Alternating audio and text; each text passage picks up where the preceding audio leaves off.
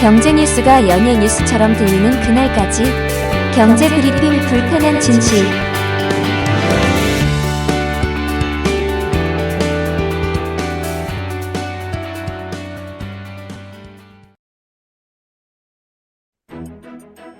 경제 브리핑 불편한 진실 11월 26일 순서 시작하겠습니다.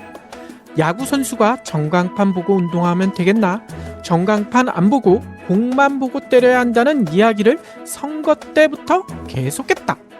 누가 한 말인지 다들 아실 거예요. 바로 윤석열 대통령이 11월 7일 기자회견에서 했던 말이잖아요. 그런데 정말 야구 선수가 전광판 보고 운동하면 안 되는 걸까요? 특히 대통령이란 자리, 이 자리는 야구에서 선수가 아니잖아요. 감독에 해당되잖아요. 근데 감독이 전광판을 보지 않은 채 경기를 이끌면 결과는 너무나 뻔하지 않습니까? 아무튼 대통령이 전광판을 보지 않겠다, 뭐 이렇게 얘기했으니 우리 경불지 애청자분들만이라도 전광판을 봐야 되지 않을까라는 생각이 듭니다. 우리 이 경제 현 상황을 전광판을 봐야 제대로 판단할 수 있잖아요. 그래야 투수를 교체하던 감독을 교체하던 할 수 있을 테니까요. 그래서 지금부터 우리 경제의 전광판을 하나하나 살펴보도록 하겠습니다.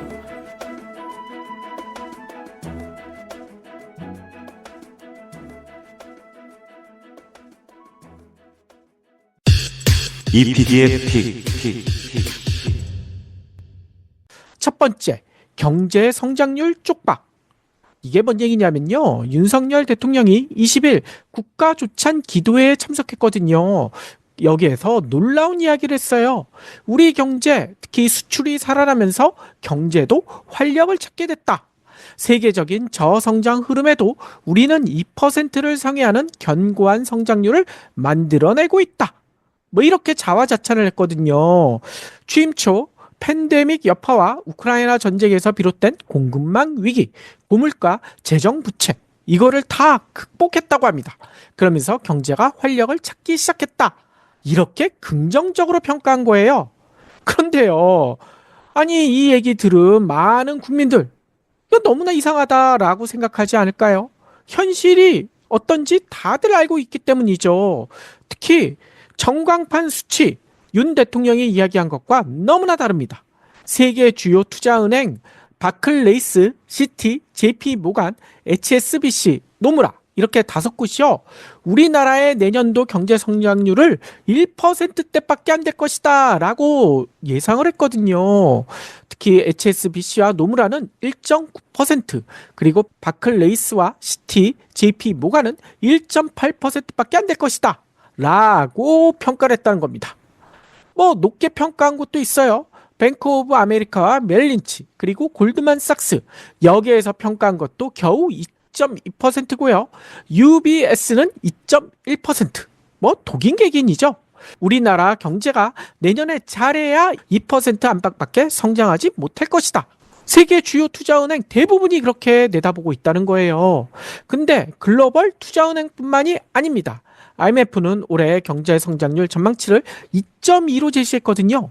근데 2.2, 지난 10월에는 2.5는 성장할 것이다 라고 내다봤는데 한 달 만에 0.3%포인트를 끌어내렸습니다. 올해가 그런데 내년은 어떨까? 내년 성장률은 더 보수적으로 전망했는데요. 종전 2.2는 성장할 것이다 라고 내다봤다가 이제는 2%밖에 성장하지 못할 것이다, 이렇게 내다보고 있다는 거예요. 아니 해외 기관만 그러느냐?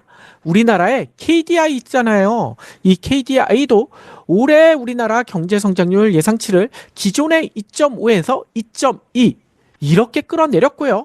내년 성장률도 2.1이었다가 이제는 2%밖에 성장하지 못할 것이다, 이렇게 예상하고 있다고 합니다. 한국금융연구원도 올해는 2.5에서 2.2로 끌어내렸고요. 내년도 2%밖에 성장하지 못할 것이다 라고 내다보고 있다는 거예요. 심지어는요, 외국계 증권사 중에 SG증권이라고 있죠. 여기가요, 내년도 우리나라 성장률 전망치를 당초 2.1이라고 내다봤는데 이제는 1.6, 0.5%포인트나 끌어내렸습니다. 이렇게 크게 끌어내리는 경우도 있나요?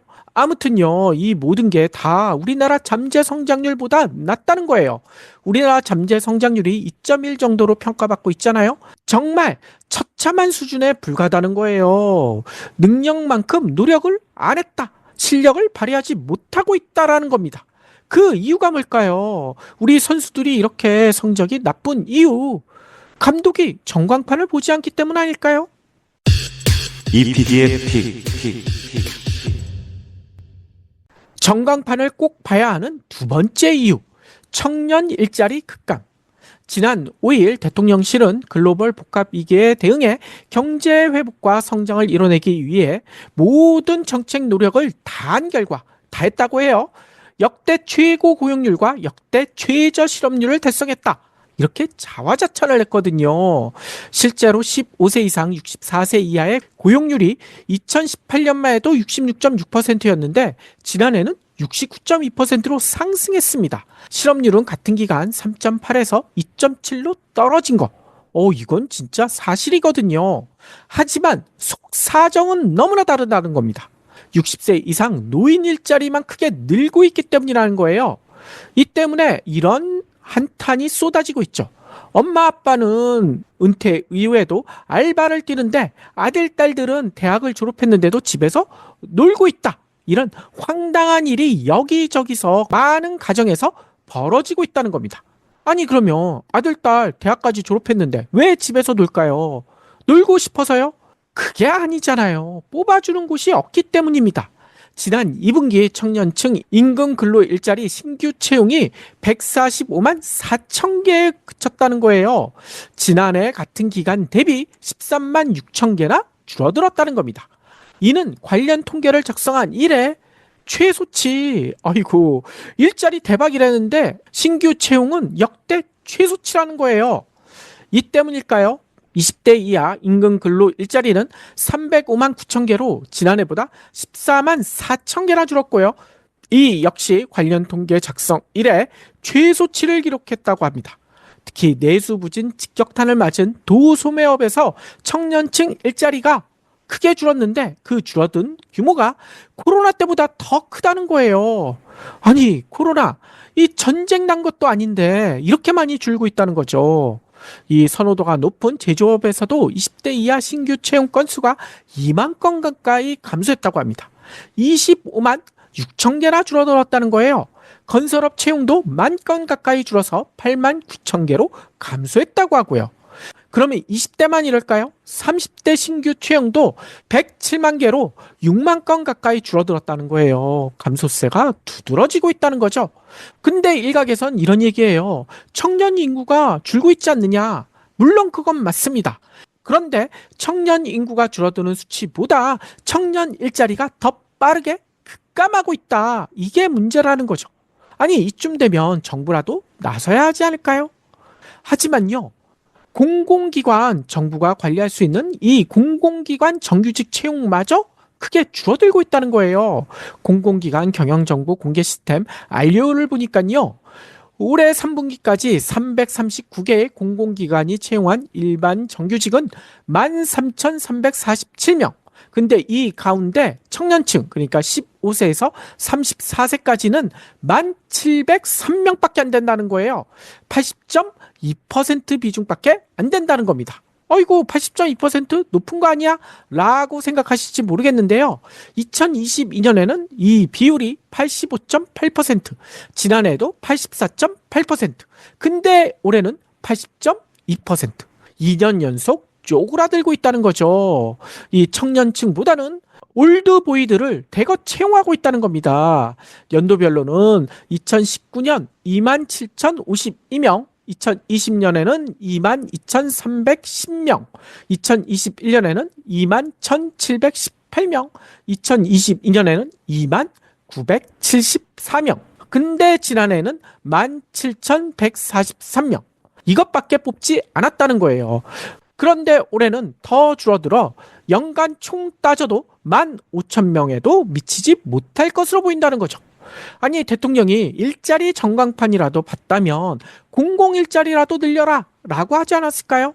하지만 이것도 기대하기 힘들지 않나요? 왜냐하면 윤 대통령은 취임 초에 이런 얘기를 했죠. 일자리는 기업이 만드는 거예요. 정부가 관여할 바가 아닙니다. 이 PD의 픽. 세 번째, 전광판을 봐야 되는 이유, 내수 폭망. 정부는 최근 우리 경제가 완만한 경기 회복세다라고 진단을 했더라고요. 하지만 이 소리를 들은 국민들, 특히 자영업자들은 정말 기가 막히지 않을까요? 왜냐면요, 최근 자영업자 커뮤니티 아프니까 사장이다, 여기에 이런 얘기가 올라왔어요. 올해 최저 매출을 찍었네요. 이런 제목의 글이 올랐거든요. 이 노포 느낌의 술집을 운영한다고 밝힌 글쓴이는 이런 글을 남겨놨어요. 새벽 3시 마감인데 이건 좀 심하다. 100만 원 밑으로 내려간 게 얼마만인지 100만 원도 못 팔았다는 거죠. 이런 자조 섞인 한탄을 쏟아냈습니다. 근데 이것보다 더 기가 막힌 일이 그 다음에 벌어졌다는 거죠. 아니, 이 글에 대한 댓글을 보니까요, 이마저도 부럽다는 소상공인들이 그렇게 많았다는 거예요. 특히 A씨 같은 경우에는 이렇게 썼다는 거죠. 요즘 이렇게 현금이 꾸준하게 들어오는 곳도 있네요. 현금 받은 게 일주일에 한 번 있을까 말까인데. 아유, 하루 매출 100만 원. 이것도 감지덕지라는 얘기인 겁니다. 이처럼 자영업 경기 단군 일의 최악이라는 거예요. 이 자영업만이 아니죠. 지난 주말 도심을 나가신 분들은 기분이 좋았을 수도 있어요. 아니, 경기가 이렇게 나쁜데 기분이 좋다고? 아유, 이런 일이 있잖아요. 주요 백화점들이 생각보다 빨리 트리를 달았다는 겁니다. 크리스마스 분위기를 벌써 내뿜고 있다는 거예요. 아이고, 이거는 반가운 소식이네 라고 생각하실지 모르겠지만 그게 아니라고 합니다. 이유가 있다는 거예요. 장기화된 내수 부진에 올해는 긴 더위, 지금 겨울이 닥치고 있는데도 아직도 좀 덥잖아요. 가을은 유난히 짧았고요. 그래서 백화점 3분기 매출이 신통치 않았다고 합니다. 따라서 백화점들이 어쩔 수 없이 크리스마스 특수혜라도 기대자, 이렇게 몸부림을 치고 있다는 거예요. 실제로 국내 백화점 3사의 3분기 영업이익 지난해 같은 기간보다 4.8%에서 11%가량 줄어들었다고 합니다. 아니, 코로나 끝나서 백화점은 살아날 줄 알았는데 줄어들고 있다는 거예요. 이처럼 자영업자뿐만 아니라 백화점까지 내수가 죽을 쓰고 있다고 합니다. 그러면 추경이라도 해야 되지 않을까요? 그런데요, 대통령실이 지난 22일 추경에 관한 논란이 불거지자 이렇게 얘기했거든요. 현재 추경에 대해서는 논의한 바도 검토된 바도 결정된 바도 없다. 이렇게 딱 잘라 말했습니다. 전광판을 보지 않으니 이런 황당한 이야기를 하고 있다라고 볼 수밖에 없다는 거죠. 이쯤 되면 대통령이 전광판을 봐야 하지 않을까요? 끝까지 전광판 보기를 거부한다면 국민들이 결단을 내려야 할지도 모르겠습니다.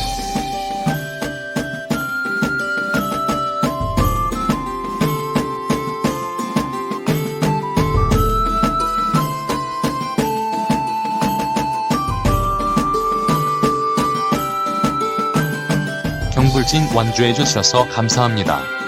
하트 투척, 댓글 남기기, 링크 공유, 계좌 후원 등 경불진 두 PD에게 힘을 보태주세요. 더 좋은 내용으로 보답하겠습니다.